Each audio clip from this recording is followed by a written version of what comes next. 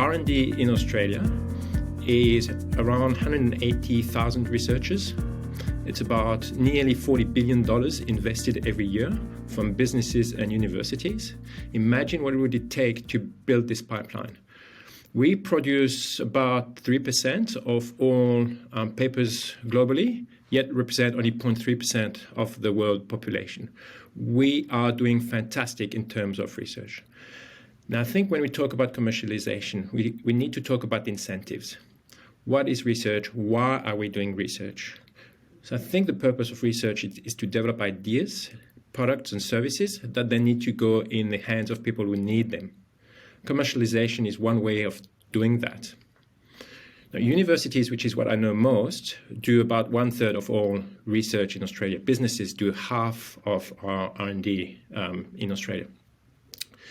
But the incentives and drivers in universities are very specific. Right? It's about publishing papers and getting your papers cited. Universities have two missions: to do research and to teach students. Commercializing is often seen as a bonus, a good to have, a good thing to do. And what is the purpose? Is it to get money back? So all of this is not really clear. So often it's difficult to extract discoveries out of academic research to put that into the real world because of IP, intellectual property. Universities, national organizations like the CSIRO would like to get a return on the investment. When they invest in research, they'd like to get some return on investment. I think there's a few things we need to do. One is easy access IP, making sure that everyone knows where the IP is and that people can reach the right people in the right universities. Really hard for businesses to do that. The second thing is making it easy to get IP out, as Rom said, with terms that actually make sense for business. I think that's super important. The third thing, of course, is, getting the KPIs right within the universities, having a focus and a drive for impact. There's definitely more universities that are swinging that way, and they understand that they're going to attract students as well who are more entrepreneurial into the fray, doing it that way as well. Anything that helps the ecosystem is fantastic. I think the government's doing a really good job in terms of beginning to, glue all of those plays together. I think if you look at Silicon Valley and, how that's driven by the ecosystem, that's a really good model. Stanford, not everywhere in the US does it like that. When you find out, you think, oh, the US is great. No, it's just a handful of universities. The rest are like the rest of the world. So we can definitely learn from that. And what I actually think is that, universities are increasingly getting incentivized because there's a public push to do this, right?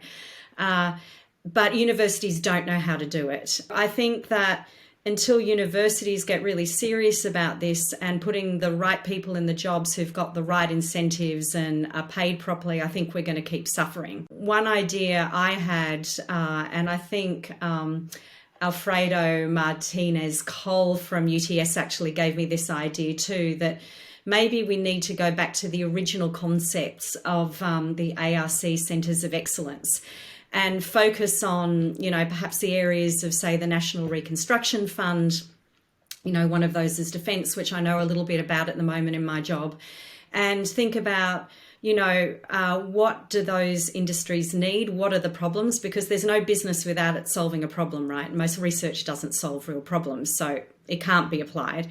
But, actually having a team of people that go out to the universities and pull up all of this IP and actually create some sort of collaboration between universities too. I actually wonder now, after all my dealings with tech transfer officers over the years, that maybe it's actually better taking it out of universities and have something that, sits above the whole ecosystem that might be able to, create really solid, terrific businesses without all of the piecemeal stuff we do at the moment.